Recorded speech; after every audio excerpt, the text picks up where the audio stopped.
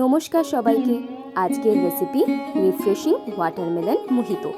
প্রথমেই একটা তরমুজের টুকরো নিয়ে নিয়েছি, যেগুলো থেকে স্কুপ আকারে বেশ কিছু টুকরো বের করে নিলাম।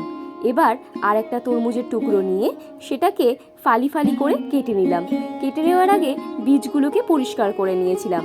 এরপর সেই টুকরোগুলোকে মিক্সিং জারে দিলাম, অল্প একটু জল দিয়ে ভালো করে মিক্স করে নিলাম।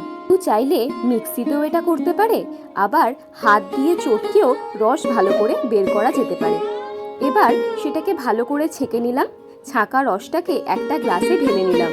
তার মধ্যে পাতিলেবুর রস, পরিমাণ মতো বিট নুন, একটু জলজিরা আর 1 চামচ চিনি দিয়ে মিশিয়ে নিলাম। এইবার তাতে ক্লাব সোডা আর স্প্রাইট কিছু পরিমাণে মিশিয়ে নিলাম। মিন্ট পাতা দিয়ে ডেকোরেশন করেছিলাম আর ওয়াটারমেলন স্কুপগুলো মিশিয়ে দিলাম। স্ট্র দিয়ে রেডি ওয়াটারমেলন মোহিতো।